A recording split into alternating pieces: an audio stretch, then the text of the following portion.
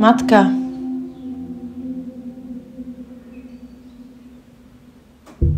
To sú nervy na drátku, to je slovo mami stále v uchu či sluchátku. To sú potreby dieťaťa prednejšie než moje. To sú vlastné realizácie prestoje. To je veľký strach a zodpovednosť. Nemôžem len tak nechať to ísť a povedať už dosť. To už nenajem sa a nevykadím v kľude sama. Každý veľký pád a choroba sú opodstatnená dráma. Vesené noci a rozlámané rána. To všetko je mince jedna strana.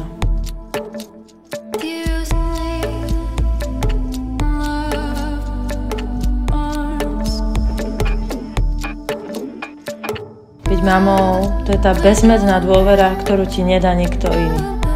To sú tie pozvánky k prítomnému bytiu na minúty či hodiny.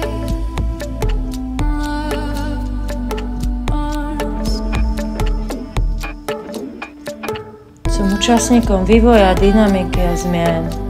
Pozorujem uchvátenosť pre každý nový vnem.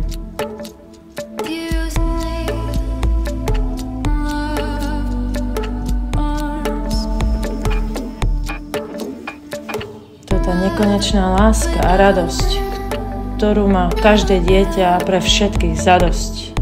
Stačí sa nebať.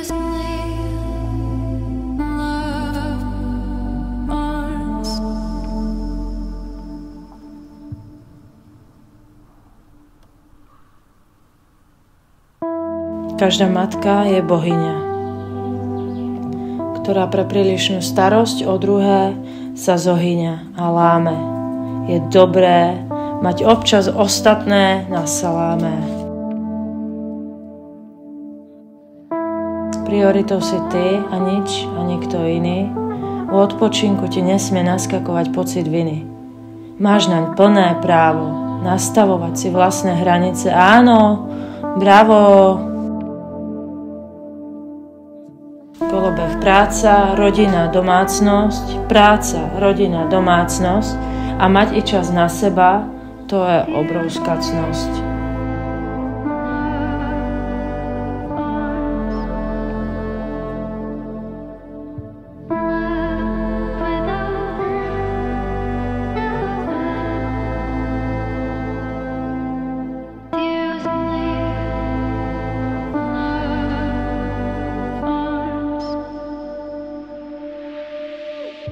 A čím viac sa bavím s ostatnými mamčami, vidím, že nedokonalosť nemáme len doma my, ale je úplne všade. Ak si to vyčítaš, je to paráde.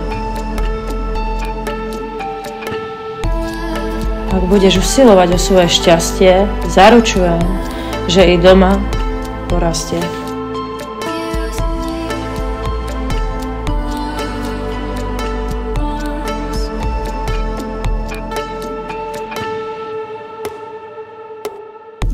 Si skvelá, si hustá, si bohyňa, si matka. Si skvelá, si hustá, si bohyňa, si matka.